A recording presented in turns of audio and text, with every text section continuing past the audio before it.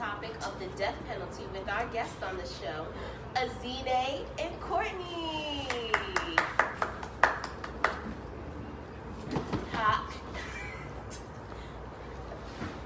Hi, how are you guys doing? Very good. All right, that's good. But let's get down to why I brought you two here. The death penalty is a capital punishment, government sanctioned, whereby a person is executed by the state for a detrimental crime. But now, on to the interview. Azine,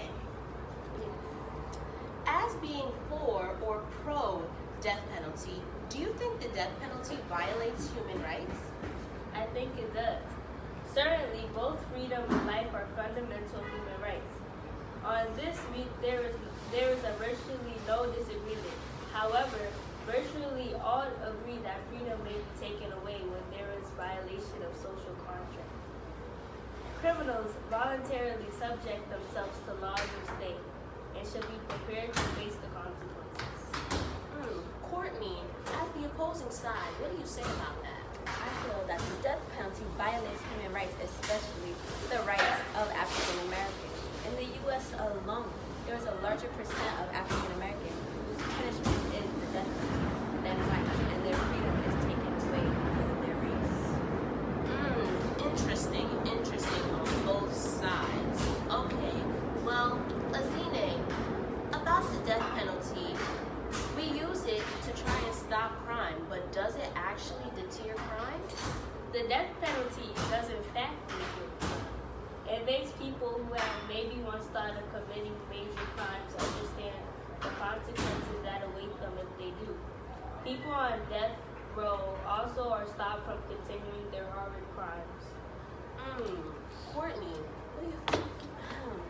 Well, I think that the death penalty does not deter crime.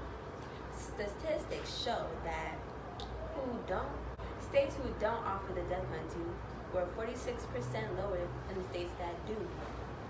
The death penalty does not affect the actions of criminals. Plus, if the death penalty is used for a crime unnecessary and for crimes that shouldn't be punishable by death, then they're really not doing anything for the criminals who are committing more heinous crimes in the streets.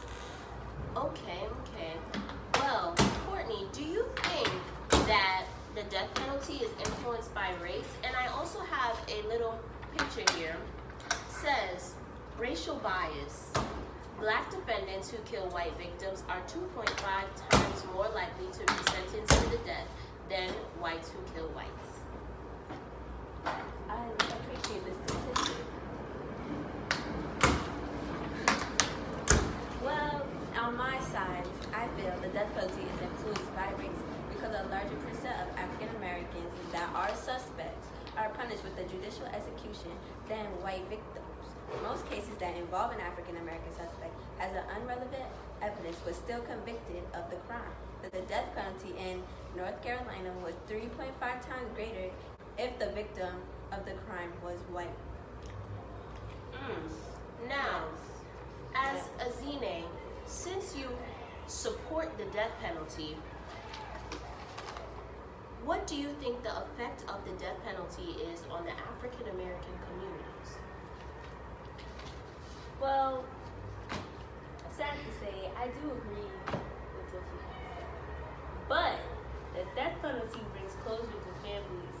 They can sleep at night knowing the person who killed their loved one is put to justice. How would an all-white jury or majority? With the racist kind of world we live in today, of course the whites will feel justified if the black man dies. Azine, your rebuttal? I say the death penalty is constitutional. Over 200 years, the U.S. Supreme Court repeatedly declares the death penalty to be constitutional and has been legal.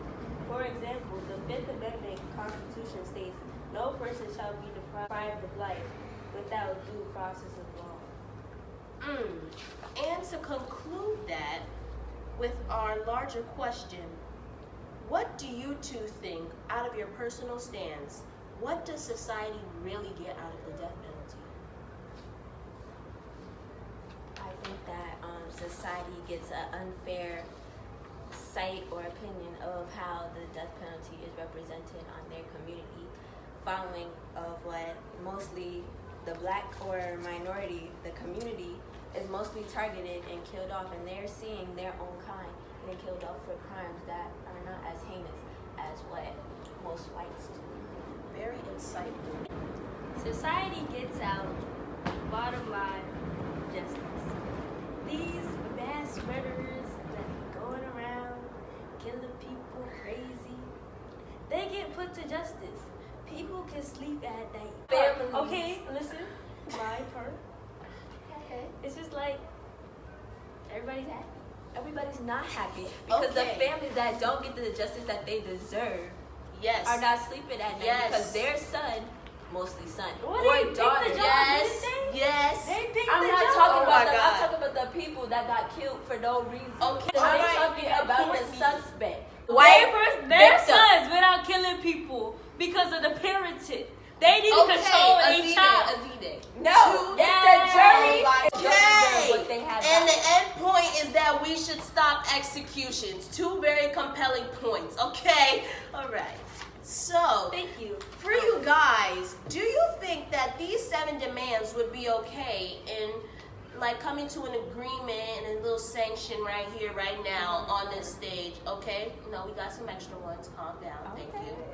So, is it okay if we, 1, stop unjustly death penalties, 2, equal distribution of the death penalty, Yes. okay, proven results on Azine's side of research of the death penalty being positive and showing positive results, 4, remake the death penalty as a constitutional situation, and 3, stop unwanted execution. Ooh, that's unwanted executions. Okay. And even though the victim never had a choice, give the killer a way somehow to turn his actions around. And once again, stop the executions. But in the end, that will be all for today. Thank you. Okay. Have a nice day. And shake your hands. All right, everybody is dismissed.